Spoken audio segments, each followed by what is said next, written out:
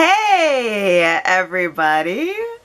It's Allie, and welcome to our Y&R Chat for Sunday, October 11th, 2020. Billy seems to be in a great position at ChanceCom with both Amanda and now Lily giving him secret love eyes. I was surprised by how much action there was between Billy and Lily this week. And I think this is a great place to put a poll. Let's put a poll on this new development. What do you guys think of a Billy and Lily romance? Are you up for it? Because it seems like we're headed. Are you into it? YRChat.com. Let's get some opinions on Billy and Lily as an emerging couple. You guys know that I was totally against this pairing at first, when Billy and Lily were first flirting with the idea of just working together. But I think that the timing just wasn't right then.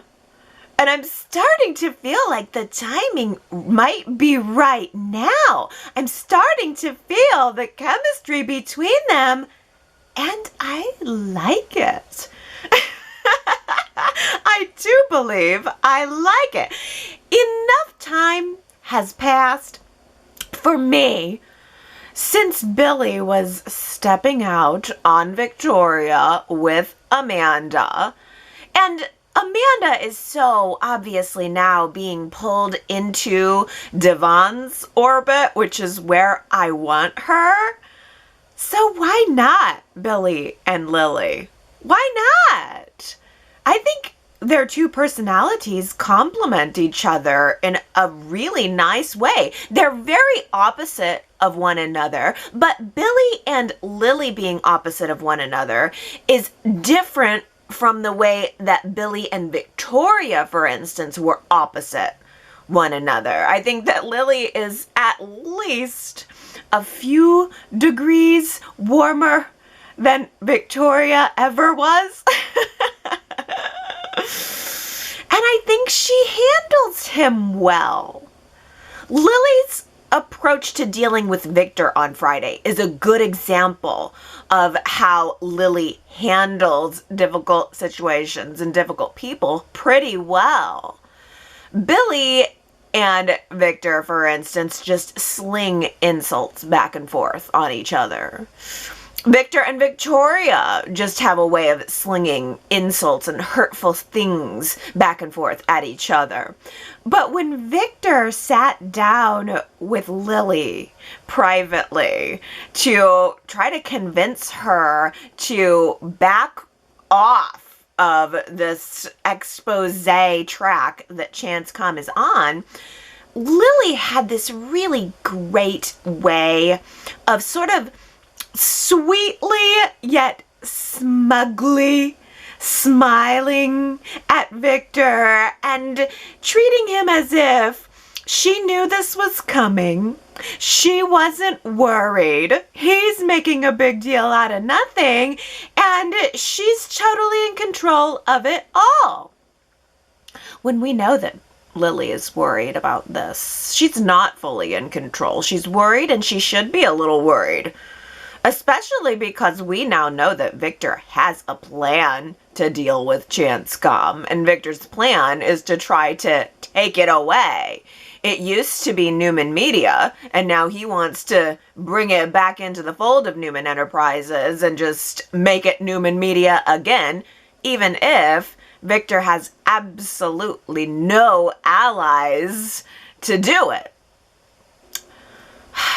I thought that was a really surprisingly great and unexpected scene between Victor and Lily on Friday.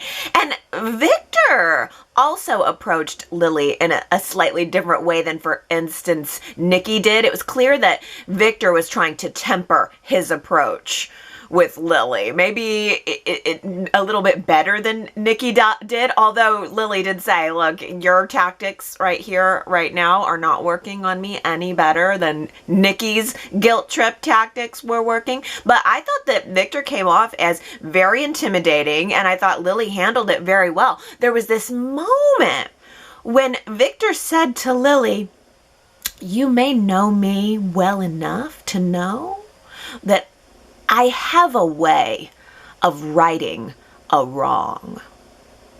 And I just thought, ooh, that is intimidating. That is a really nice way of threatening someone without threatening them. I have a way of righting a wrong. Ooh, good line, good moment. And I was thinking to myself, I've got to remember that line. I have a way of righting a wrong. I mean, I might need to use that at some point in my life in the future. That's a tactic that could come in handy. Billy and Lily are going to be fighting a battle against Victor, whether they really want to or not. So they're stuck together. Billy and Lily are allies now. They're going to be in this together, and those sparks are just going to continue to fly. And we know they're already attracted to each other. They were already attracted to each other enough to be dating before. This was acknowledged this week that Billy and Lily have dated before, but I don't remember this at all. Do you remember this? Would it have been David Tom's Billy or Billy Miller's Billy? Because it certainly wasn't Jason Thompson's Billy. But I mean, this could be a whole new dynamic. I mean, new actor, new dynamic. And I just like Lily's conservative demeanor stacked up against Billy's wild boy ways. And Lily does have some experience in dealing with wild boys. Yes, I think this could work for me. I honestly cannot believe that Y&R has not brought Kane back yet. I still think it's going to happen eventually, but in the meantime, while I wait, I think Billy and Lily could do the trick. It was an entire week's worth of magic moments between them, like Monday, Tuesday, Wednesday, Thursday, and Friday, starting out with when they were just at the coffee house being casual, and Billy walked up to the counter and ordered Lily all 17 of the chocolate scones in that case. And I was like, yes! Now that is romance right there. 17 chocolate scones, please. I'm in. They had me at chocolate scones. And then there were lots of little tender moments of conversation between them every day this week. And there was that beautiful shot of Billy and Lily standing at the window of Chancecom, staring out upon the city together, looking upon their dominion, kind of sharing their dreams and hopes and whatever thoughts just happened to be in their mind, and appreciating their moment. And of course, that whole scene took place during the power outage, so it was dimly lit and kind of sparkly. Kind of romantic, kind of sexy. I mean, their bodies were just slightly city lit with this kind of blue hue. It was amazing. And I thought, oh, are they gonna kiss right now? I mean, they're gonna totally do it in that office sooner or later. I can't wait. I'm excited for this. I love couples shake-ups. They're gonna do it. It's gonna happen. If not in the office, then at the hotel. 100%. Because not only did Billy and Lily have that almost nightcap where they've been together all day and they're still choosing to maybe have a nightcap at night. I mean, even that aside, it got interrupted. But that aside, there was another moment in the week where Lily walked into Billy's room while he was shirtless. And the minute that I saw Billy shirtless in that scene, I thought to myself, oh, well, that's happening for a reason. One thing that my 25 years of soap watching has taught me: shirtless men don't just happen for no reason. And sure enough, Lily comes knocking at the door and she catches him in just a little bit of a state of undress. Oh yes, undress. I would say that the writing is on the bedroom wall with this one. Team Billy versus Team Adam. Last week, I asked you guys to pick a side, and the results are in, and the results are pretty resounding in Adam's favor. 67% of Y&R chatters voted for Team Adam, with a measly little 33% voting Team Billy. I voted Team Billy purely for the drama, purely because I like what he has done has brought all of this juicy dirt right up into the forefront, and it has just rocked lives and made the show very interesting. But although Team Billy might not be in the majority, it certainly does seem that things are working out really well for him. Things seem to be in Team Billy's favor. A judge dropped Adam and Victor's libel lawsuit against ChanceCom, just threw it right out. So Billy pretty much just got away with everything. Billy pretty much just got exactly what he wanted, and he was also serious about wanting to work on a part 2 of the story on Adam. The Making of a Monster, part 2, out for more blood. It will be due out on Halloween, I think, if Billy got his way. Things are not going as well for Team Adam.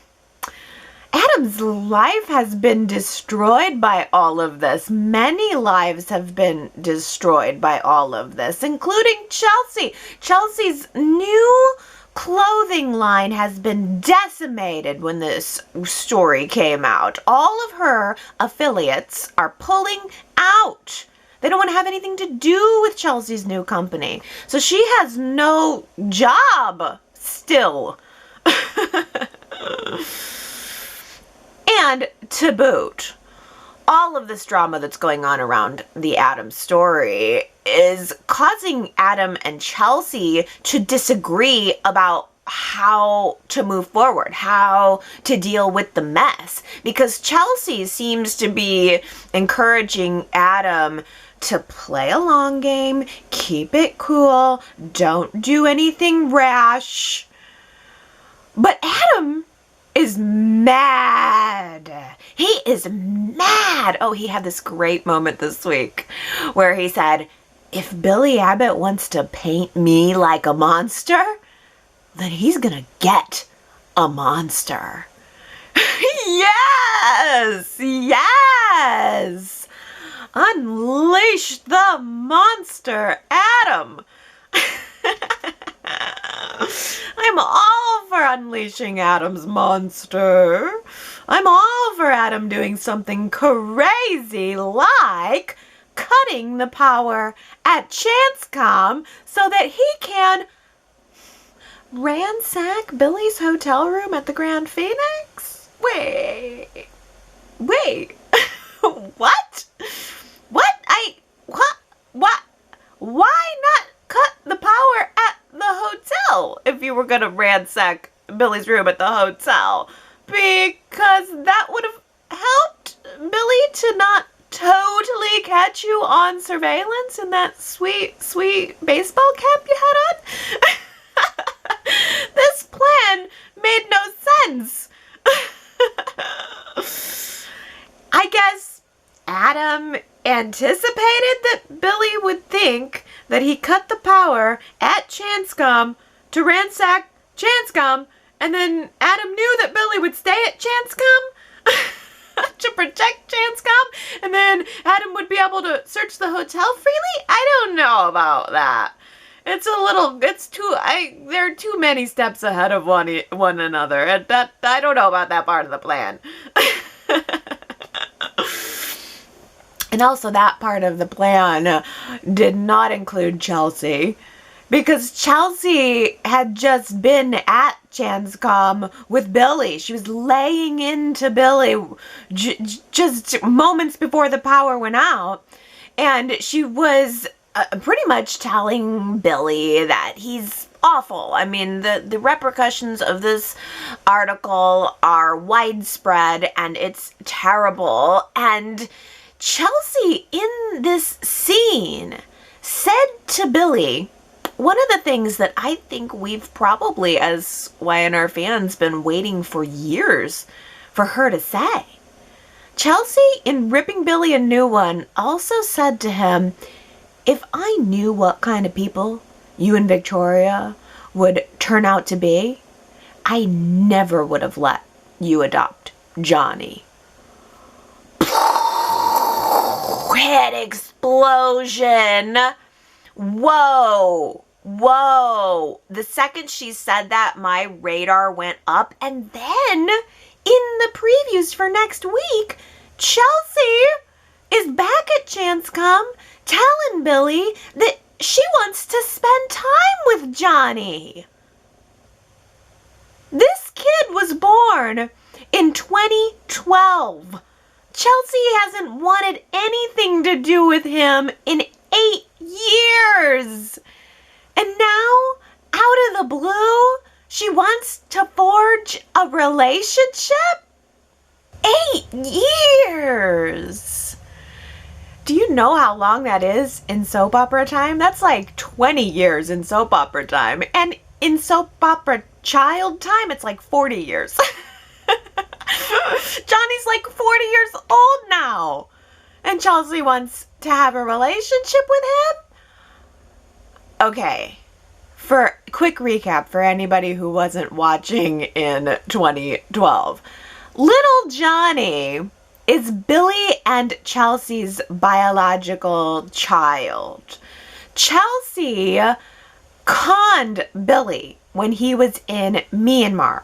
She was a bartender, she got him plastered, she slept with him, and she was intending to get pregnant. He was her mark, and she marked him right away as a rich guy. She wanted to get pregnant, have his baby, and get her hands on some of that Abbott money. This was Chelsea's entrance onto the show. But Billy was with Victoria at the time, and the revelation came out that he had gotten this woman pregnant in Myanmar. So Victoria and Billy wanted to save their relationship, but couldn't deny the fact that he had this baby with another woman. So they actually brought Chelsea over to their house. Chelsea was living at Victoria and Billy's house above the garage for quite some time while she was carrying Billy's child. She was, of course, also hoping to destroy their relationship, doing all kinds of little dastardly deeds to try to destroy Billy and Victoria so she could have Billy to herself. Classic. But eventually, Chelsea realized that Billy and Victoria had a very loving home, and she decided that she wanted Johnny to be raised with them while she kind of worked on her reformation. So she handed Johnny over to Billy and Victoria to raise as their own, but I don't know how tight that adoption paperwork was, you know there's always a loophole. There's always a loophole. So now here we are, Y&R fans. We've been waiting and speculating for 8 years on and off that Chelsea would change her mind and decide that she wanted to claim custody of Johnny. And if Y&R had broached this 5 years ago, I would have understood and I would have been on board. But 8 years go by and suddenly this is the move? No. Or at least I really hope no. I do not have the wherewithal to watch a Johnny custody battle. Blah, blah, blah. Boring. 5 years ago, maybe, but now out of the blue, no way. I hope that this is just Chelsea's subtle way of threatening Billy to back off. I hope she's just saying this with a passive aggressiveness to get him to back off. It's a desperate move, but she's a desperate woman. I don't think it's coming from a place of her just really being concerned about Johnny or really wanting to have a relationship with Johnny. I think it's fully a move. It's the only move she has left.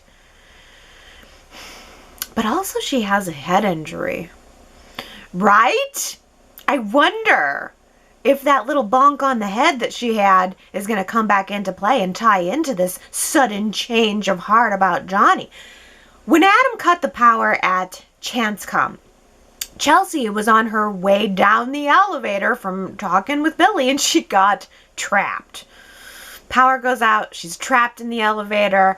I, by the way, can totally empathize with her desperation because it gives me the heebie-jeebies to even think about being trapped in an elevator. But did she hit the elevator alarm? I don't think so. Did she scream out for help at all? Don't think so.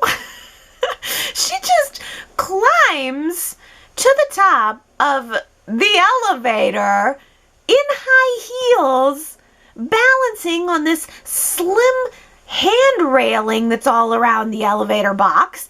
Hey, Chelsea, you could have just taken your shoes off. No need to balance precariously while in high heels. Take the shoes off.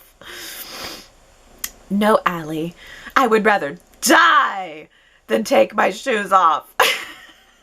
I would rather die than let my feet touch this grimy elevator floor.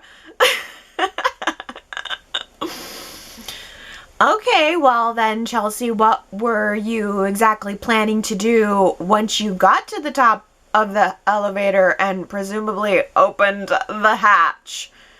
Were you going to scream up and out? You didn't scream while you were in the box. Were you just going to scream up the elevator shaft? Or were you going to climb up on top of the elevator itself? Maybe be standing on top of the elevator when the power came back on and the elevator started to move again? Shooting up through the shaft and crushing you to death? This sounds like a great idea. All great ideas coming from Chelsea. Her shoe slips. She falls to the bottom of that beautiful marbled elevator floor, giving me a great screenshot for the day, by the way. There's this scene of her, like, from above, just lying kind of contorted on this beautiful black and white marbled floor. I thought, oh, Chelsea's death is so beautiful right now.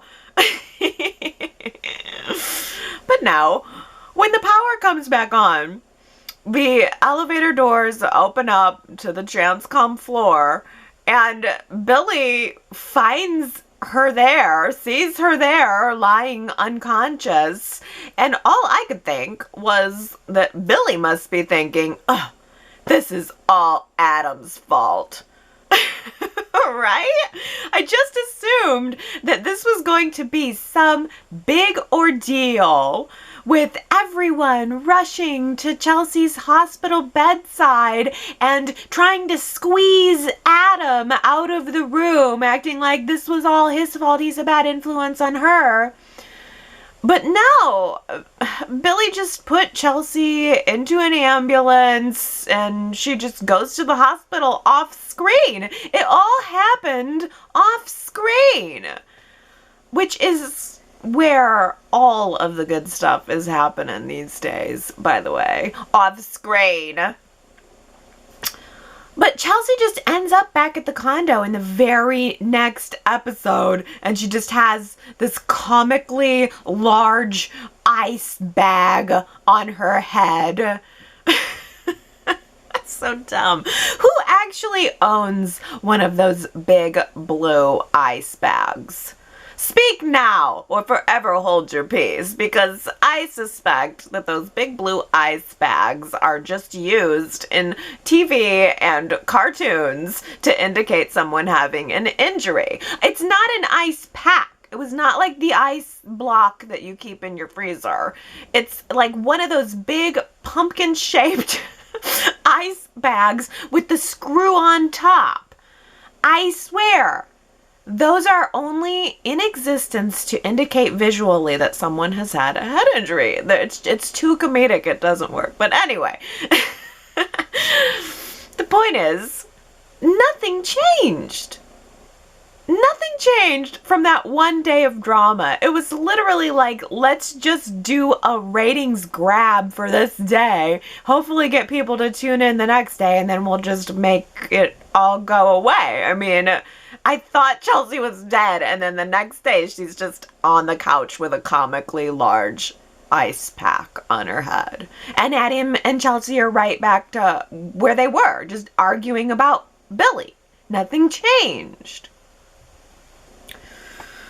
But then I guess maybe something did change, because Nikki has been slowly winding Nick up. She's having all kinds of little meetings with Nick, clearly trying to draw him into the family drama when Nick's happy. I don't know why she feels the need to pull him into all of this, but she starts whispering to Nick that she thinks Adam should just leave town. And don't be Nick totally falls for it. He turns right around, goes over to the penthouse, just like Nikki wanted him to but didn't say it. And Nick tells Chelsea that maybe she and Adam should just leave town. Just avoid the drama. Rather than sending Connor away, maybe you should all just go away.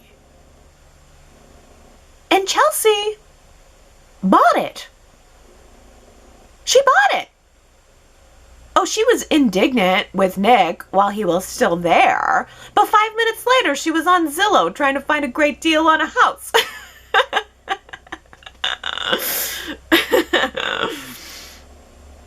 This week's Y&R Chat is brought to you by Zillow. Are you looking to escape your family drama? Zillow can help you find the perfect house in a new town to wreak your havoc in. Just kidding. Just like that, a new rivalry is born. Phyllis pitches a partnership to Victoria. Phyllis wants to offer exclusive accommodations at the Grand Phoenix Hotel for Newman Enterprises business clientele. So it would be like at the end of Price is Right, where it would be or any other number of game shows where it's like, guests of the Price is Right. No, guests of Newman Enterprises stay at the luxurious Grand Phoenix Hotel. Yeah, like Wheel of Fortune or Price is Right always do that right at the end. That's what Phyllis was aiming for. She wanted to have all of Newman Enterprises clientele stay at her hotel, and in exchange, Victoria should just give Phyllis some money up front. You know, to block off the rooms, but we all know it's to pay her taxes.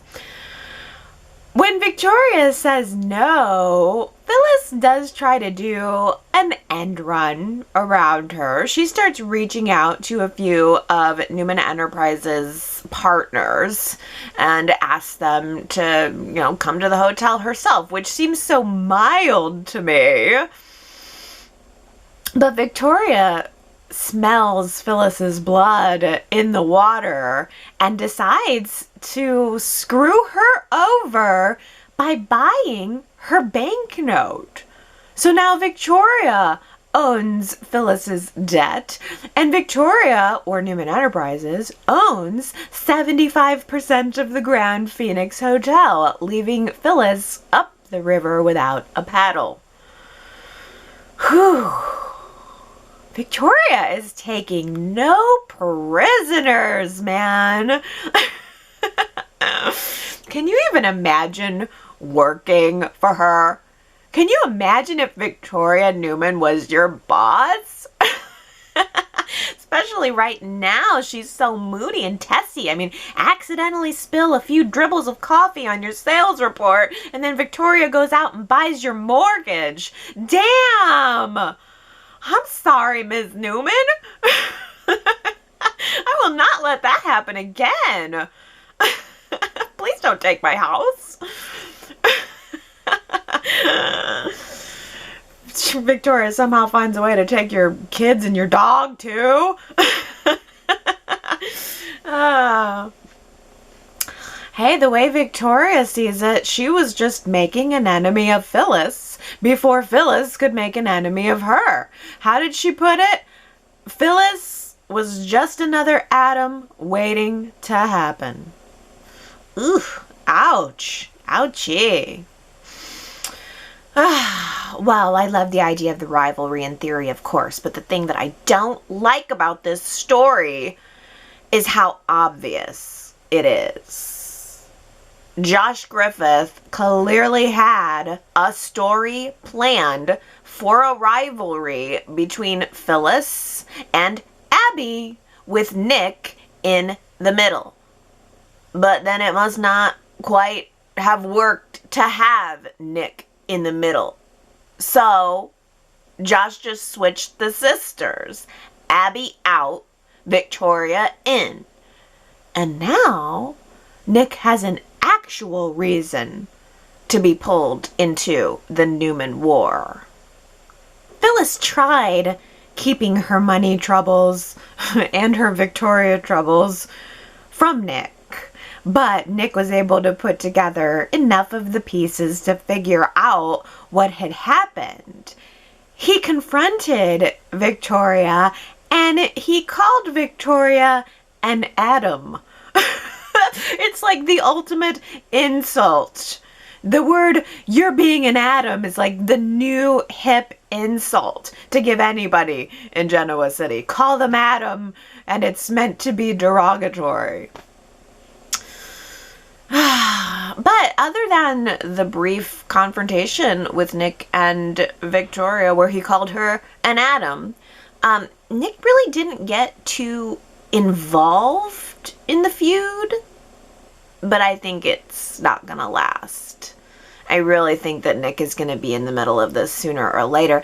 Phyllis has declared war on Victoria. And by the way, I think it was absolutely adorable that Phyllis was trying to hint to Amanda that she would like to hire her and get her legal services.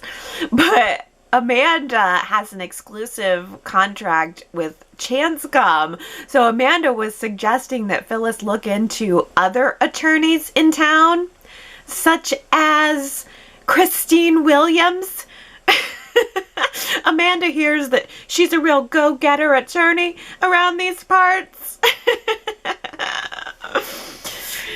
And Phyllis just looked at Amanda like, "Oh, you sweet girl."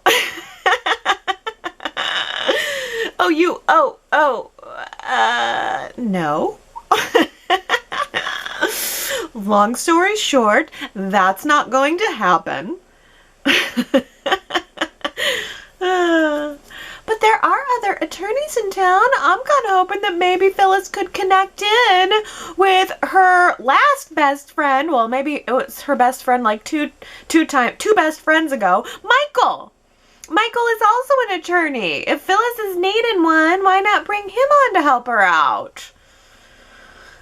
Oh, I am looking forward to the Phyllis and Victoria Battle Royale. I think it's going to be good, but I kind of want it to happen without Nick's involvement. I like the idea that Phyllis is standing up for herself. I like the idea that she can lean on Nick, but she's trying to do it herself. That makes me respect Phyllis, and I want to respect Phyllis. I want to respect her tactic. Plus, Nick apparently has enough to worry about raising little Christian and being worried full-time about Faith.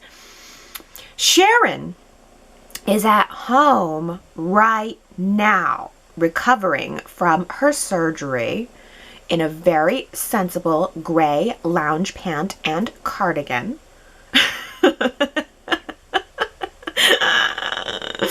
She looks muted and reasonably tired, reasonably recovering in reasonable attire. But oh my goodness, everybody is so worried about Faith. Nick, Sharon, Mariah, Ray, and I feel like maybe I'm missing the plot on this one. I don't get it. Faith seems to be coping perfectly fine to me. The fact that we saw so little of Elena and Nate's one night of hospital cot passion makes it somehow more illicit and more appealing to me. Less is actually more somehow in this instance. Ooh. The music was so on point in that scene. In the ending on Friday and in the beginning on Monday, the music was on point. I mean, the music has been so good on the show right now. Let me just acknowledge that. I really appreciated it. I thought it added so much to that scene. But as predicted, Elena was filled with instant regret, and as predicted, Nate went right along with her instant request to keep the whole sexual healing a secret. The only thing that I did not predict was the fact that Nick would walk right in the moment that Elena ran out. Nate was standing there shirtless. It was so obvious that they had just had sex. And look, Nick Newman is dumb as a box of rocks on any other topic, but damn it, if there is one thing that Nick Newman should know, it's sex. And the fact that sex just happened. He should be able to identify this. It is the one area of his life where he could be a Rhodes Scholar. Top of his freaking class. It's the one thing he knows how to do. How did he not sense what was going on and run right to Devon? And how did Nate and Elena not lock the door? It could have been Nate. It could have been Nick that walked in. It could have been a client that walked in. It could have been Devon that walked in with a big bouquet of flowers for Elena. I mean, the mere fact that Elena and Nate didn't even lock the clinic door says to me how completely impulsive and how completely unplanned it was. And frankly, that makes it more sexy to me. Somehow that adds to my enjoyment. Ugh. But apparently Nick didn't think anything of it. Upset Elena running away from shirtless Nate, and Nick didn't think anything of it. And he had the opportunity to. If Nick had known or even suspected what was going on, he would have tipped his hand on Friday when he ran into Nate at the coffee house. But it was all just friendly chatter. Which, by the way, I like a lot. I like seeing dudes being friends too. And Nick is friends with both Devon and Nate at this point. I like that. I like seeing those dude friendships too. And Nick was talking to Nate about his own family drama, about Adam.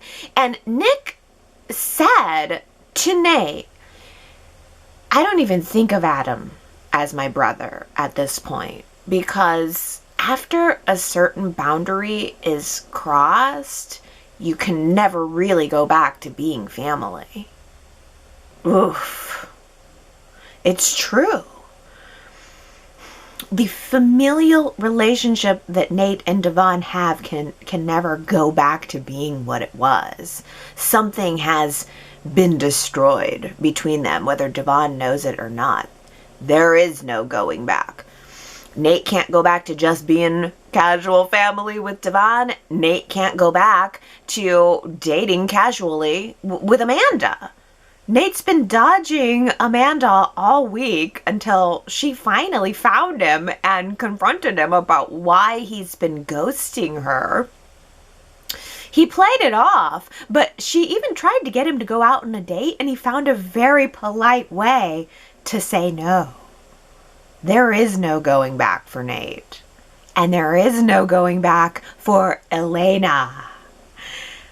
Elena is an open wound right now. She is crying while she's folding the laundry, crying through dinner, crying in her sleep. She's even crying during sex with Devon. Elena's pregnant already and she knows it. She knows it. And that's why she had sex with Devon on Friday.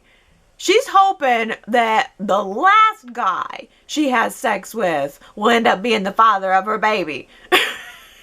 She's just doubling down on Devon, hoping he's the one to get the job done. She's hoping Devon's sperm is going to get in there and dominate Nate's, and then it'll all work out.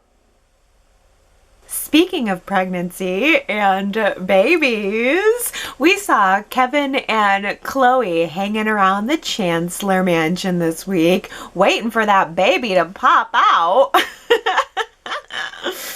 Oh, I love any chance that we get to see the Chancellor Mansion. And I found Chloe and Kevin just playfully waiting for labor to start to be so delightful. I've said it before, but I have to say it again. Elizabeth Heinrichsen is really such a very good comedic actress. Y&R is a drama, so I expect good drama and good dramatic performances. But I personally prefer comedy. So when I see good comedy on Y&R, it really tickles me. Chloe and Elizabeth Heinrichsen she sold that pregnancy and the pregnancy misery in such a funny way. Her belly looked so much like a basketball, they might as well have just used a basketball shoved up under her clothes. And Elizabeth is just not afraid to wave her arms around and contort her face and to let herself look silly to get the joke. And I like that about her. I appreciated that about those scenes. And now that I think about it, Michelle Stafford has a very similar comedic approach, just not afraid to go for it. I like that. And I think that Kevin's silliness plays so well against Chloe's. He's just adorable.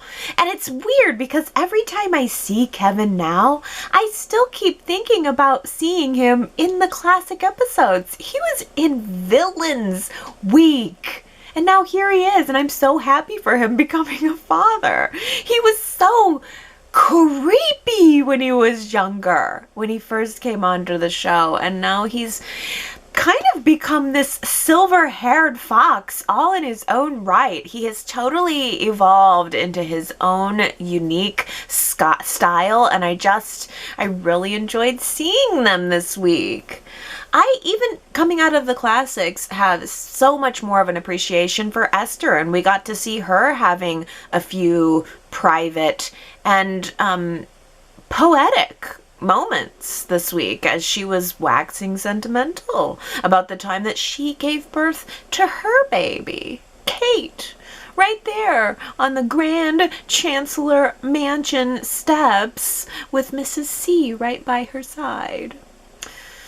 Oh, this is going to be good. I'm really looking forward to next week. I hope we get to see a follow-up with Chloe and Kevin and the baby. And, of course, Grandma Glow.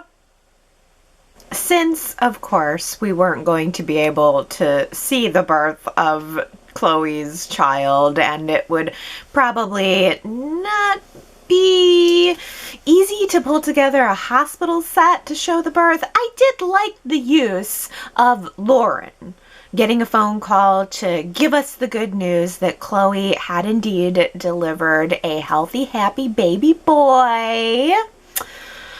Oh, I'm still holding out some hope for this Teardrop of Love mystery. Purely because it led Jack to Lauren, but I'm still skeptical about this Teardrop of Love mystery because it led us to Lauren's dad, Neil Fenmore. You know, Neil Fenmore, aka Bodie. Oh, his shell corporation, Bodie. You know, that makes total sense now. Not. This is the exact same freaking thing they did with that mysterious old photo during Jack's paternity search. Hold on, let me guess. Let me see if I can get this. Albert Miller and Philip Chancellor II also wanted to buy the Teardrop of Love necklace. Maybe we should get Kyle to dig up Philip Chancellor II's bones again for Halloween to find out. To resolve this mystery. Ugh. Well, look, unfortunately, I think that this storyline is indeed headed to the grave. I saw a casting update this week that claims that Marla Adams will be exiting the role of Dina and that Dina is going to pass away in mid-October. Mid-October is now. Mid-October is like next week. So if those reports are true, then that means that this Teardrop of Love mystery is the final Dina mystery, and it's going to carry us into Dina's death story. And on the one hand, I am totally dreading it. I am not in the mood to be crying all next week. I don't want Dina to die. I wish that this story had gone in a different direction. But then on the other hand, I also feel like at this point, there's a point of no return, and we need to put this story to bed. It's a drag. It's been a drag. They didn't spin it into a twin twist. They didn't spin it into a false diagnosis. They just kept down this path. They were committed to it, and I don't want to be in it anymore. And it's not because I don't like Dina. I mean, I would have loved for her to become the new matriarch on the show, but I do want out of the story, purely from a story perspective. And I can only hope that we get to see Dina one more time. I hope we get at least one more new scene with Dina. And I also hope that her death is treated more like a celebration of life. And I think that I have a feeling that Y&R will be able to accomplish that. Because, you know, even though it's an ending, there can be some relief in an ending. That's a truth. And I think also a truth is that endings often are followed by new beginnings. So maybe there will be some mercy here in Dina's ending, and maybe, just maybe, Dina's legacy can be left on an inspiring note. And on a lighter note, Kyle has been secretly texting with Lola behind our backs. We didn't even know that part. And Summer certainly didn't know that part either. Okay. The texts seem harmless right now. Honestly, Kyle should be thinking about Lola these days. Kyle should be thinking about how he can do his best to not screw up his new marriage, the way he screwed up his last 2 marriages. But, on that note, he was also secretly texting with Lola while he was married to Summer last time. So I can see why Summer has reason to pause. Kyle and Lola share no children together. There are no remaining links between them once the marriage has been dissolved. So if I were Summer, I would probably be keeping my eye on that too. Summer and Kyle show up in Chicago this week, ready to elope, but they decided that instead of keeping it a secret, they wanted to send out a couple of emails with a heads up for the family that they're getting married tomorrow. And no surprise, this did not go over very well with the mysteriously disapproving family members. But will Kyle and Summer end up getting married? That's what I'm wondering. Will they, because it was left on a, we're going to do this tomorrow note. But I don't know. There's a part of me that thinks that it's not going to actually happen. Phyllis and Nick and Jack all acted like they were going to go and hunt down these 2 crazy millennials and stop them from exchanging their vows. And I feel like something is going to stop them. I just don't think that the marriage is going to happen yet. There's way too much new developing info about Lola and these text messages. And I'm starting to think that Sally's Spectra is going to nudge her way in here too. I saw an article this week about the much anticipated addition of Courtney Hope to the Y&R cast. And it's going to happen on November 3rd, and she is going to be reprising her role of Sally Spectra. Yay! This is such a totally pleasant surprise for me, because I really thought that they were just going to create a new character for her. But allowing this fluidity between Y&R and B&B is strategically very, very smart for both of these soaps. I want both of these soaps to survive. I want more crossovers between them. And I think that for now, Sally Spectra is going to be a fantastic fit for Y&R. I think she is going to end up teaming up with Theo, and I think she could potentially create a very entertaining challenge for Summer, and who knows, maybe for Lola too. Chance and Abby exchange their very first I love yous this week, and they agree to move forward with planning their future together. They're embracing their relationship and their love now, and I think those two are really very sweet. I like Chance more and more every time I see him, although not gonna lie, I got too much of a glimpse of his feet all up on that bed at the Grand Phoenix in her room, and I was just like, that's too much feet for me. His feet are huge, and so are his hands, and yeah. I saw a little bit too much of Chance this week. on screen and in my mind. But I like him. I really like him. I think he's sweet. He has such an adorable little boyish smile. And it's good to see Abby happy, especially in that moment where she listed off all of her failed relationships. Tyler, Zach, Stitch, Nate, and Arturo. Arturo, who? Oh my, yeah, Abby has notoriously bad luck with men. Tyler, I remember him. He was in the classic episodes just a couple times, I want to say. Zach was the biggest who out of that whole lineup. That I remember that the actor was kind of hot. I had to look him up. He was the bad guy that was involved in the sex trafficking ring story, and he used her technology to organize his sex trafficking ring, and he ended up making a fool of Abby at Newman Enterprises. Now that I think about it, she didn't list Scott. I'm pretty sure she didn't. She was engaged to Scott, or he wanted to be engaged with her, and he ended up sleeping with Sharon. And then there was Stitch. We talked about that last week. And then Nate just kind of fizzled out, and Arturo cheated on her with Mia. She has had some bad luck in her relationships.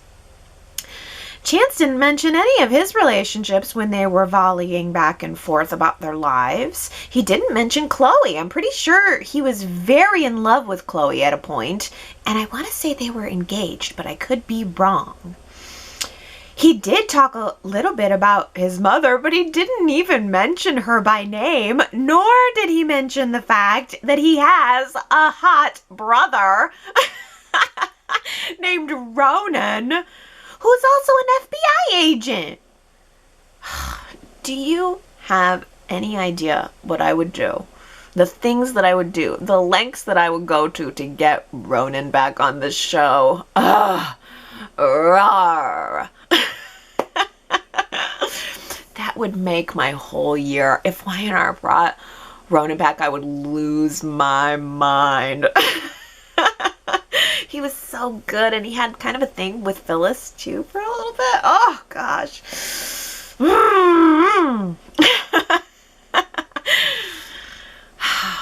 Well, yeah, you'd think that mentioning Ronan and that he has an FBI brother would be relevant for right now.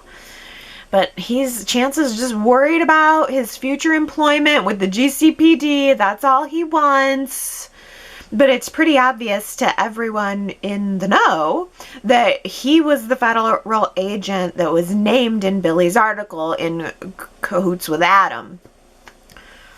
Abby tells Chance this week that he should just cut ties with Adam. He's too much trouble. Just be done with him. But Chance is as loyal to Adam as he is to Abby. You gotta appreciate that about the guy. Loyalty is and has been a big part of Chance's character, and I do kind of like that about him. We'll just have to wait and see what Paul has to say about all of this next week. We saw in the preview that he's coming. Doug Davidson's hair is looking a little longer. He was looking good to me in the preview. Y&R must only be 2 to 3 weeks ahead of filming right now, because I want to say it was only 2 or 3 weeks ago that Doug had announced on Twitter that he got a script from Y&R. So, hey, we're back having some episodes in the bank.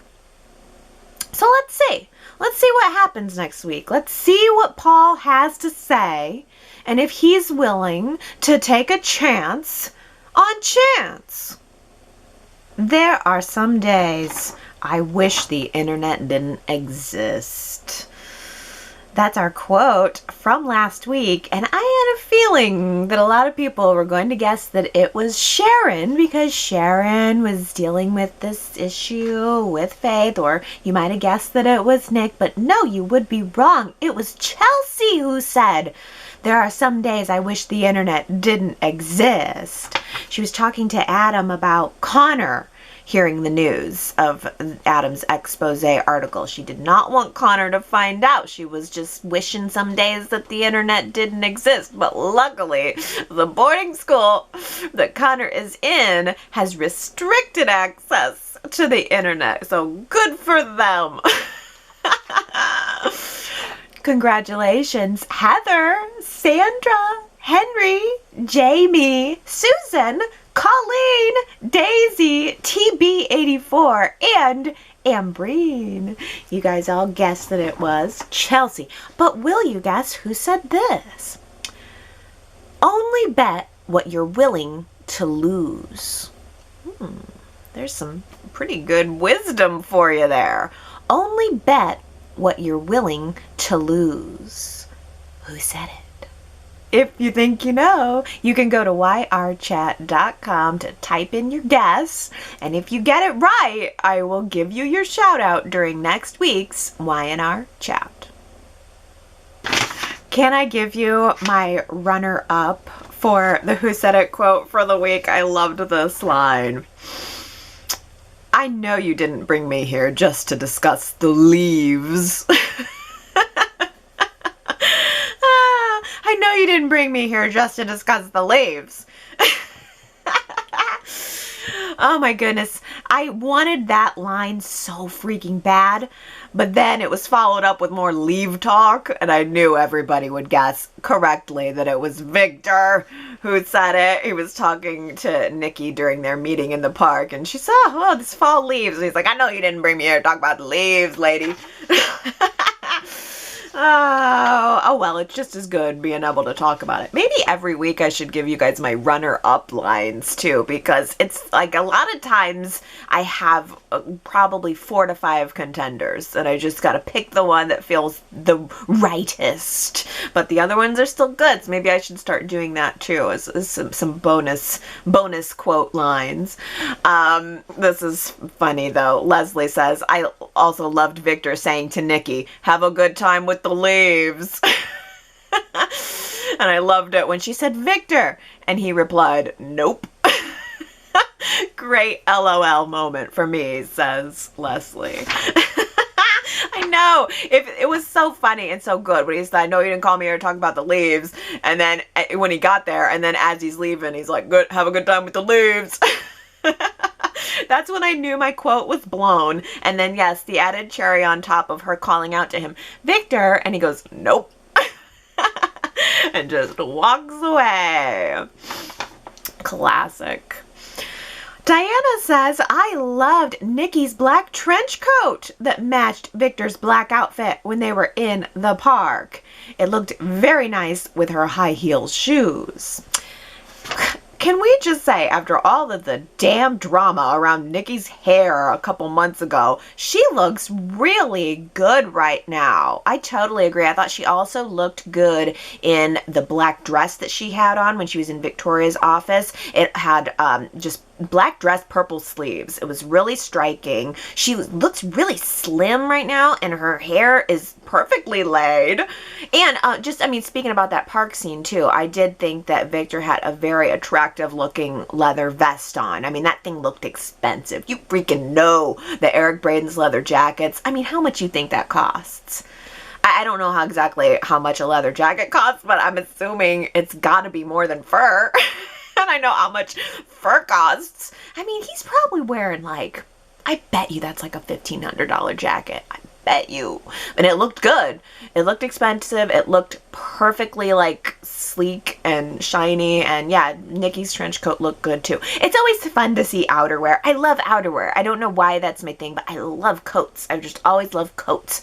And it's fun to see that on Y&R, especially now as the season has changed, when we know they're on a sound stage. So I always appreciate little things like coats and purses, and just it's a nice costuming touch. Hey, Diana also says, I just wanted to say, I always enjoy reading the comments on here and being a part of the chat. It's sometimes hard during the week to keep up with the show since school started. I'm very glad to be back teaching in the classroom after being off since before COVID happened. These kids are so cute. Diana, I didn't know you were a school teacher. What grade do you teach? Oh, yes, the children went back to the grade school in my area this week, too. Allie Jr. is not in school yet, but I kind of was looking forward to at least seeing the school bus go by so that I could show her how I'm going to shove her on that school bus as soon as possible. There's going to be no mommy carpool dropping her off at the front door. She's riding the bus. But oh, how wonderful that you're a teacher. Thank you for doing that. I have an English degree, and it probably wouldn't have been a hard pivot for me to have jumped into school teaching. I was always sort of interested in that, but then I realized I just don't like children. So bless you for thinking they're cute and dealing with them. I'm sure there's days where they're not cute, though, right? But anyway, I will do my best here to keep you updated, because I'm sure by the end of the day you're like wiped, and you're probably doing a portion that's online learning too. That's how it is here. It's like sometimes in class, and then I think they're doing some mandatory online learning. So I'm sure that's so much extra stress on a school teacher. So thank you for what you're doing, and I hope you enjoy having your escape into Genoa City. That's what it's here for. That's what we're here for. Keisha says, I'm Team Victor, but Lily impressed me this week. Lily handled herself with Victor. Orange is clearly her new black. Once you carve a shiv out of a toothbrush, a sister is never the same. I know. And she mentioned something along those lines, like, well, everything that I dealt with in the slammer has made me different. It's made me stronger. And I can see it. I can't see Lily in the past feeling quite as confident to be able to hold her own with Victor Newman. But damn, didn't she? She really did. I think Lily did a very good job of holding her own in that scene. Oh, but Jamie says, Dear Lily, Devon's grief and emotional processing in all things Hillary and Amanda is his journey. Back up off of him. You literally killed his wife and unborn child. You're lucky he even tolerates you. I know. She did go over to Devon's apartment this week, and she was asking him, hey, why didn't you bring me in on the loop about all of this? And Devon said, hey, I've been spending my time dealing with it myself. I'm sorry that I didn't take the time to bring you in the loop, but I had a lot to deal with on my own. Who could blame him? Tony says, storyline idea.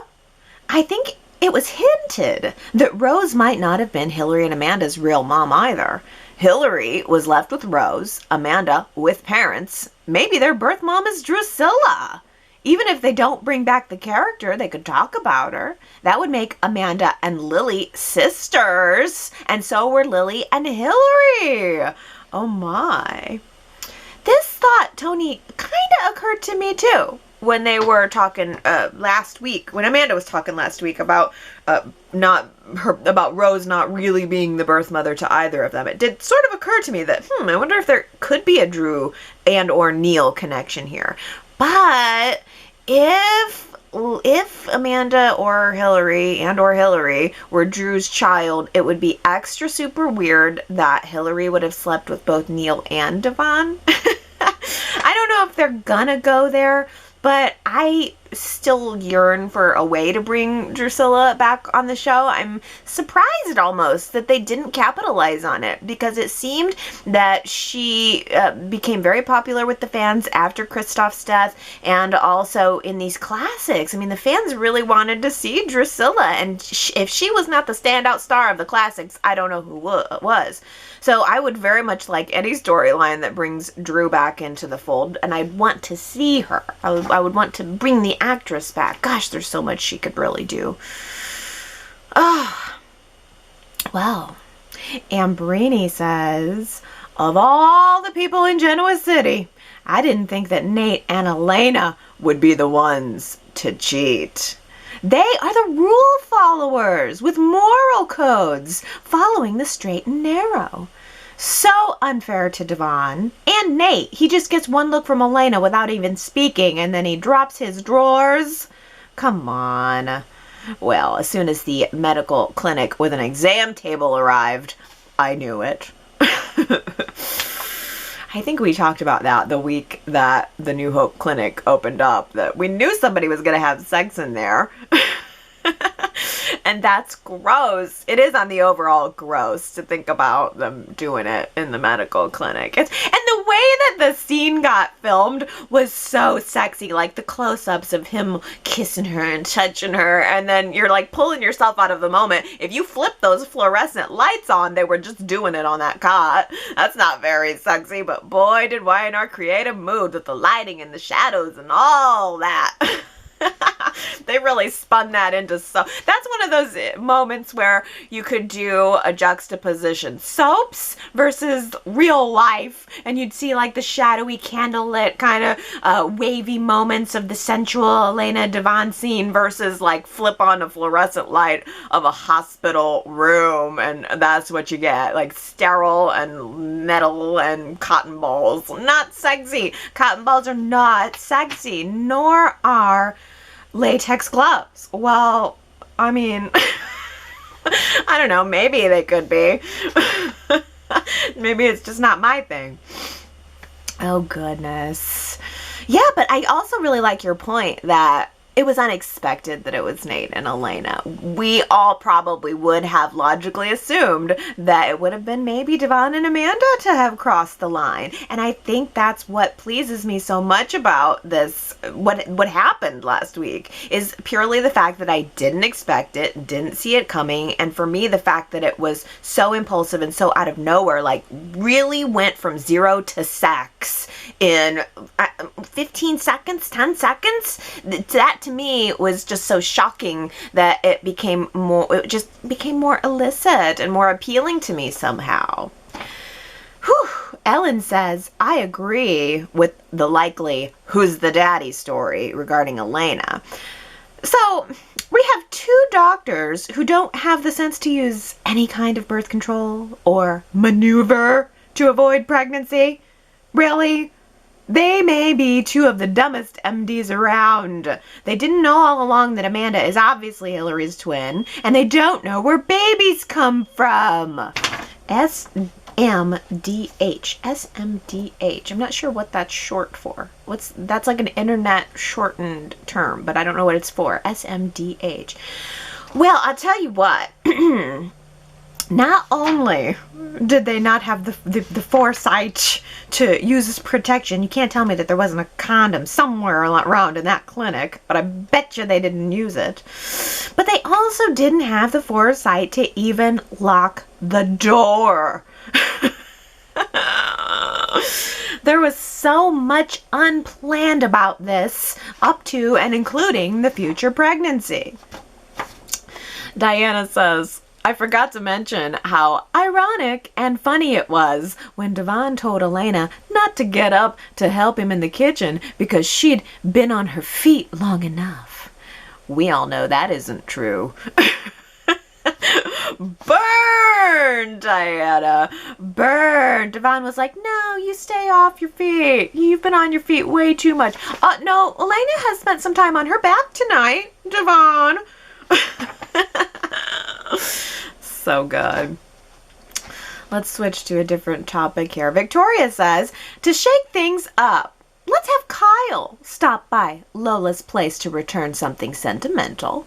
Lola can ask him to try society's new signature drink, and they drink too much. They fall into each other's arms and reunite for the evening. Flash forward a month, and Lola and Elena meet at the OBGYN office. Close behind is summer. Wouldn't you almost think there's got to be a baby bomb on this show sooner or later? I mean, other than Chloe, I mean, that's the first baby to have been born in a long time. But wouldn't it be funny if Elena and Lola and Summer all ended up pregnant at the same time? They could have a little mommy and me group. That'd be fun. They could do baby mommy yoga or something. Have a little studio. Become friends. Tina Cole says, Kyle's text to Lola reads, I do worry about you more than you know. To me, that means Lola is still on his mind and he's not over her. Yes, Tina Cole, I do worry about you more than you know. That seems maybe a little too intimate, right? I want Kyle to care about Lola. It would invalidate so much of their marriage if he just went on callously. But to be secretly texting with her and not telling even the audience about it, I feel a little betrayed. If everything is on the up and up, then why not tell Summer? Look, I want to check on her. I want to make sure she's okay. I got no secrets from you. It's just that I'm out of this marriage. I'm getting into another marriage, and I have feelings that I need to process. What if Summer is truly the partner that is right for Kyle? She should understand that. And in fact, it only makes Kyle more understandable. I mean, his position of feeling some regret for what happened in his marriage to Lola is understandable. It's normal. Summer would empathize with that, so why not tell her? If there's nothing going on and he doesn't have any deep-seated feelings, then why not tell Summer about the texts?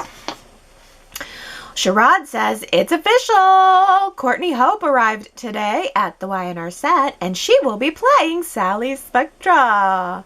So, since Sally is a fashion designer, that would put her in a storyline with Chelsea and Chloe. Yeah! I mean, on the week that Chelsea's talking about her clothing line, this would make sense for Sally to be involved with Chelsea 2.0 or whatever she wanted to rename the company. Chelsea and Chloe were hard at work on new designs and rebranding the company after, Chelsea's little scam with Chelsea 2.0, ripping Lauren and Fenmore's off of their money, kind of tanked her company's credibility. So Chelsea was trying to rebrand, create some new amazing designs to share with the world. Now all of a sudden that's just gone, but Sally Spectra, we've got her, a designer coming onto the show. Maybe she can work with Chelsea and or Chloe. Ambreen says, can someone give us more background on Sally Spectra? Apparently she will be interacting with Lauren.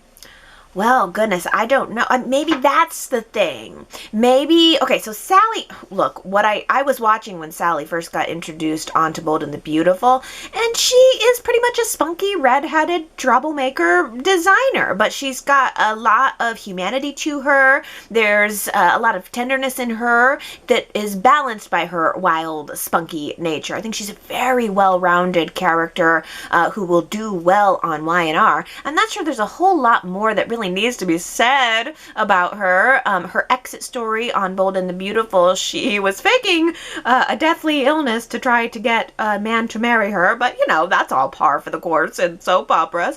I imagine that Y&R is going to use this as an opportunity, and Sally's going to use this as an opportunity to reinvent herself. So she probably is going to be looking for a partnership with someone like Lauren to maybe get her foot in the door at Fenmore's, and I could see her making the rounds to Chelsea too. That makes complete sense. Yes. I guess the other thing I should say is that she's the niece of the original Sally Spectra, who you all know.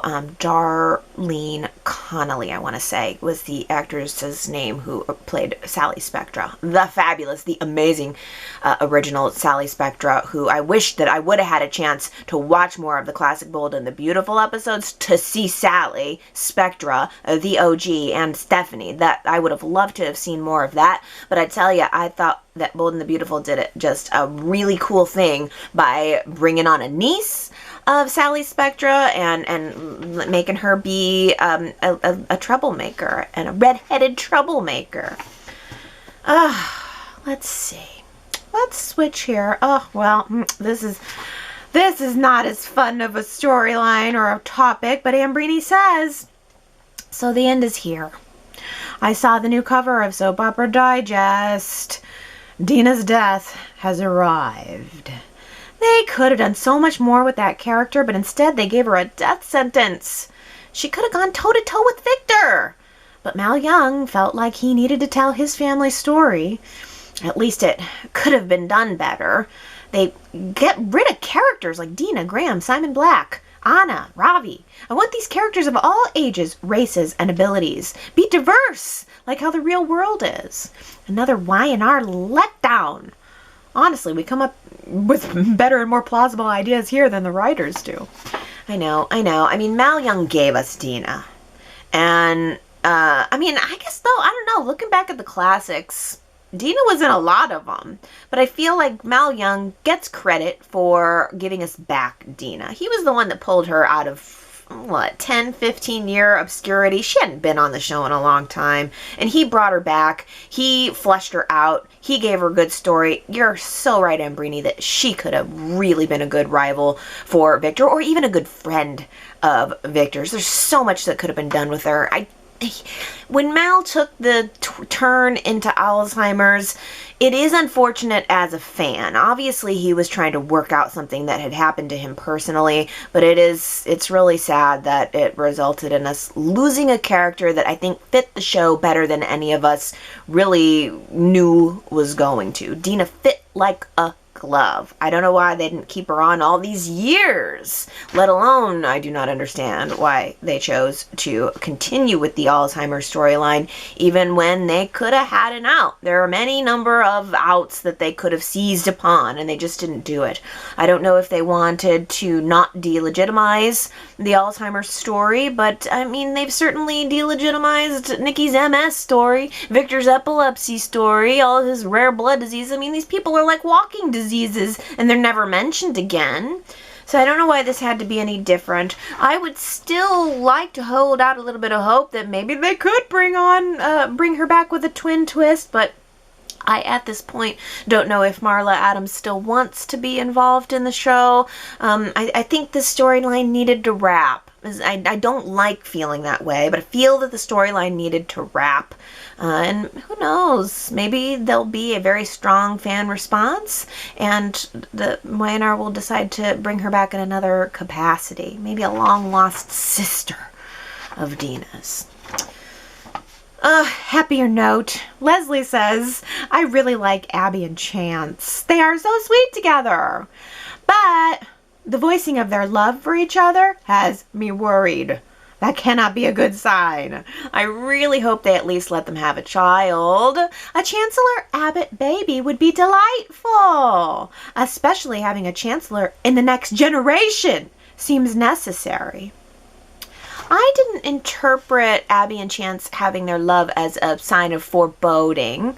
I feel like Y&R's going to leave them for a little while. I think they're working, even with the lack of the ability to be intimate. I think that their little volley back and forth, the way they play upon each other just even verbally is very entertaining, and the way they look at each other is very convincing to me that they're in love. So I don't anticipate anything bad for them. I like your idea that maybe they will have a little Chancellor Abbott baby. I mean, I don't think Y&R would throw that out there for nothing. I mean, they both have been talking about family for the past 2 weeks in a row, so you never know. Maybe there will be a moment where they're inside of the New Hope Clinic and some of that New Hope Clinic mojo just wafts over onto them, makes them just lose their senses of birth control. They do it on one of the hospital cots, and then a magic Chancellor Abbott baby is formed. There is something about that New Hope Clinic. That New Hope Clinic really turns me on. Oh, goodness. Wow. Superplex says, I am of the mind that Faith has more to worry about with her crazy upbringing by her crazy family than from cyberbullying. But perhaps we, as adults, underappreciate the profound psychological damage engendered by the knowledge that you're the object of ridicule by a jury of your peers. Oh, I have no doubt that cyberbullying takes a toll on someone. I have no doubt. I mean, I can barely look at comments. It's brutal. It's brutal. If you give anybody anything on the internet, they just latch onto it, and you know. But I think I'm starting to lose concern for Faith when she just seems so together. But you know, then again, I mean, kids can seem like they got it together, and they'll trick you. Especially teens. They're very good at putting on their smile and their mask and making you think that there's nothing wrong when behind the scenes there's this world of trouble. So maybe they're right. I think they're right to be concerned about Faith. It's just that in context of the story, I'm losing sight of it a little bit. She hasn't given me any reason to think that there's anything, that she's in any kind of danger. But yeah, it's true. If anything was going to screw Faith up, it probably just purely would have been the fact that she has a screwed up mother and a screwed up father. Not one incident of cyberbullying. We'll see. Gary says, it would have been worth my time to see the scene of Faith giving a thumbs up to Ray moving back into the cottage mansion on camera instead of off. This is so true. Faith loves Ray, and it would have been nice if Y&R would have taken the time for Faith to say, hey, Ray, thanks for being there for my mom. That helps me feel better about what we're all going through. I'm glad she has someone like you. I'm glad you're here for not only Sharon, but for me too. We didn't really get that. We didn't get that moment. We had Mariah talking with Faith quite a bit this week, and then Faith went off to go to the bathroom after they're still plying her with hot cocoa and marshmallows. What age is she? 13? Does that still work? They're still like, I got a brownie for you. I got a cocoa for you. They've been doing that since she was a little tot. They're still doing it now. So Faith went off to the bathroom and then let the adults have their conversation. I don't know, Faith seems more mature than the adults at times. So yeah, I mean, I guess that's the thing. I'm liking seeing Faith, but I'm not having anything I can really sink my teeth into yet. If we're going to see Faith, I'd like to really see Faith. I want to see her talking, to a friend, or, what's up with her story. Not just everyone kind of telling her, you got me to talk to if you want to. I guess it's good in this day and age to show her as being supported. Well, Leslie says, good idea, having Katie on a video call between her and Victoria. That was a creative way of including the children. Was that a new Katie, though, or did she look different to me because she's older? Yeah, I think that's the same Katie, and I agree. This was creative. Showing Victoria taking a video call with Katie and saying, hey, I'll be home soon, got a surprise for you. It serves two purposes. It incorporates the children back onto the show in a way that can be done right now. And it also showed Victoria being warm, being a mom, having some little bit of humanity, because in every other area of Victoria's life, she is a robot warrior right now. So it was nice to see her connecting with her kid, and I have a feeling we're going to see Victoria go into robot warrior mode when she finds out that Chelsea is asking questions about her other kid, Johnny. On that note about Victoria and Phyllis's feud, Zuperplex says, while at least they're not pretending that Nick has the financial wherewithal to save Phyllis's neck. I totally agree. Nick is not as rich as he used to be. Not only did he give away a bunch of his inheritance, but he took a bath on Dark Horse. And even when Phyllis gave him a bunch of properties from Dark Horse back, he didn't want them. I think he gave them back, or he donated them to New Hope. So Nick is operating in a philanthropic space right now. He's not really much of the billionaire that he used to be. So I agree. I'm glad that we're not creating bags of money for Nick after he gave away all his bags of money. Let's talk about our poll from last week, Adam versus Billy, pick a side. And first I'm going to read out some comments from the minority opinion, those who support Billy. Victoria says, I voted for Team Billy. However, I feel Billy went too far. I did not feel Adam's defense of his mother should have been included in the Chance.com article. I also feel that the publishing of Adam's kidnapping of Faith was very low. Billy should have watched out for Faith, as he would have for Delia or Katie. I voted for Billy because Billy's kidnapping of Adam and threatening of his life does not rise to the level of Adam's crimes. Billy is his own worst enemy. However, Adam has been the enemy of many.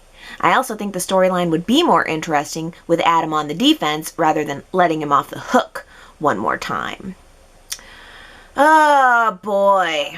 I like that you mention that Billy should have some level of sensitivity about the children in this situation, thinking of his own child, and that's not the case. Tony says, I like Billy. I'm struggling to get this version of Adam. To me, it would be like recasting Victor. The making of a monster would make sense if this Adam was a monster. During the 2010-2014 years, the Adam character built and did monstrous things. A lot of viewers don't even know that Adam. Then the Adam version of Justin Hartley was tall, blonde, charming, redeemed, and lovable. Really? Then this Adam came in, nothing off screen. There was some Vegas, then the pandemic, then a spot with Sharon, then Chelsea, then nothing. I don't see the monster. This story just seems untimely.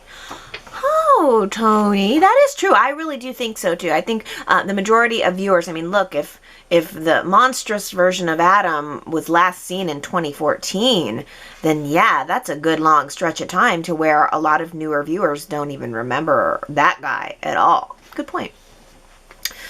TB84 says, all right, I was Team Billy so far until he got involved in this revenge monster article stuff against Adam. I really thought that he was past all of that. I mean, we saw him struggle, confess, admit, and forgive, and I know I'll always bring back bad memories of, and I know it will always bring back bad memories about Delia and what happened. The pain will never go away, but come on. After all of Billy's struggling with the grief and the gambling and with his own demons, I thought he finally put an end to the destroying of Adam and all of this. Yet here we go again, and I must say, I am not happy. Okay, so you were Team Billy, but you got flipped. Because, yeah, I mean, Billy went through the whole process of forgiving Adam in the boathouse, and he exorcised those demons, and he went to therapy, and he seemed to be over it, but then was he really? It was all really a lie, because then he turned into gum chewing Billy, and or was that after? I don't know. Maybe I don't know. No. After the cabin and the gum chewing and all of that, then he just leapt into that whole thing with Amanda and his thrill seeking and all of that. He just kind of transferred some of those emotions. So it's true. I don't think Billy ever really got over what happened with Delia, and if he said he did, he was lying. Daisy says, where's Jill? I'd like to know if she's going to side with Billy or not. But I hope that she doesn't, and believes that Billy is going down a wrong path, and that his actions will hurt Catherine's legacy.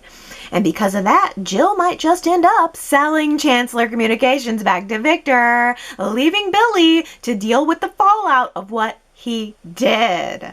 I am hoping this will happen, and that the fallout wouldn't just affect Billy, but also Victoria. Yes! Daisy!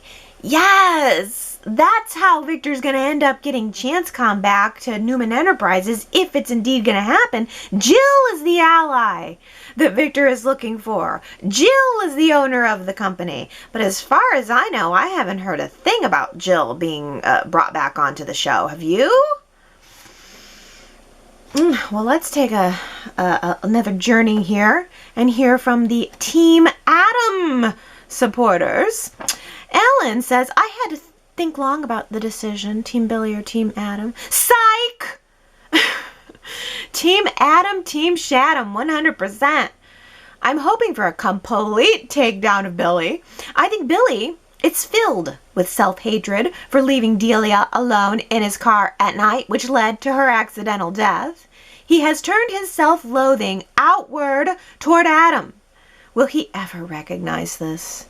Will the writers ever fix this story and have Billy take proper responsibility? I don't know, but in the meantime, enough is enough. Take Billy Boy down, Adam, and don't hold back. Short of murder, that is. I think this is so true that it's self-loathing pointed toward Adam. Yes, that is a good analysis. Sherrod says, I love Billy, but I voted Team Adam because I believe no matter how much you may dislike or even hate someone, the children should never be part of seeking revenge. And Billy went ahead and published that story pretty much out of spite to Victor, and it included the stuff about Faith. For me, all bets are off, and he will deserve whatever comeuppance he gets. Marianne V says, I voted for Team Adam in the poll. I know he has done some despicable things in the past, but what Billy did was worse. He didn't think of how this expose was going to affect other people, especially Faith, and Adam was a child when this happened. He had no control over the situation and the cover-up. I hope Adam and Victor bring them all down. T. Nicole says, I voted Team Adam. Adam has done some pretty bad things, but it's not Billy's place to bring justice for Adam by this article. I would have voted for Team Billy if he had the same mindset as Lily. I believe Lily's going along with the article purely for how it can put Chance Com on the map and for company successes. Billy's going along with the article because it's personal. All you hear from Billy and Victoria is Adam deserves justice for his crimes, and Adam must face the consequences of his actions. On Billy's part, those words do not justify publishing the article for business reasons. That reason is personal. In Billy's perspective, ChanceCom gaining success from this article comes secondary, regardless of what the outcome would have been with the fallout of the article. In Billy's mind, he's already won because now Adam is exposed. I like what you're saying is that it almost would be a little bit more understandable if Billy had Lily's attitude toward it all, but it's so clearly being used as a revenge tool. Jamie says, Team Adam. I have yet to hear or encounter a human being that is all good or all bad. Billy and Adam are no exception. However, of the two, Billy is the one who works overtime to portray himself as significantly more of a virtuous person than he really is.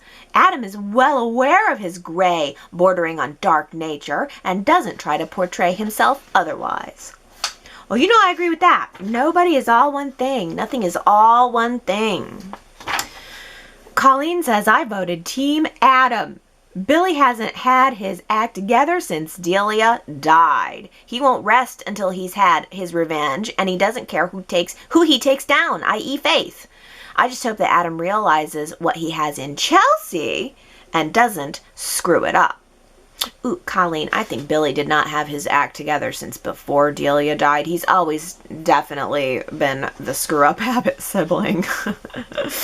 But, yeah, I know. I wonder about Adam and Chelsea, because it does seem like he's pushing her away more and more every time we see him. Every time some new thing comes up, there's a new wedge between them. Gary says, it is refreshing in the modern soap telling a story. No, sorry, it's refreshing in the modern soap storytelling that a Chelsea can fall off a ladder and not get amnesia or paralyzed. But the downside, Gary, of this modern soap storytelling is Chelsea fell off the ladder and nothing happened. Literally nothing. I mean, you're right. A decade ago, there would have been some amnesia or some consequence to it. But today, nothing. I mean, unless there's a connection between her head injury and her sudden interest in Johnny, nothing happened as a result of that big dramatic moment. Marianne V says she did have a bad headache. Maybe an aneurysm is a possibility. I honestly did have that moment, Marianne, when I thought, is Y&R killing Chelsea right now? I mean, the way that scene was so dramatically showing her contorted on that beautiful floor, I thought to myself, are they killing Chelsea? I mean, you just never know. Okay, everybody, that takes me to the end of another Y&R Chat week. We are getting a last blast of summer here where I am. So I think I'm going to head outside and just enjoy some of this beautiful weather. It's like the humidity is gone. It's so comfortable out, and all of the leaves here are changing colors. I mean, I've got gold and red and brown and still some green. It's just gorgeous, gorgeous. And I hope it's gorgeous where you are too. But don't let that stop you from staying inside and watching soap operas. And don't let that stop you from spending time at yrchat.com to give me your comments for the week. We have to have balance, you know. Little bit from column A, little bit from column B.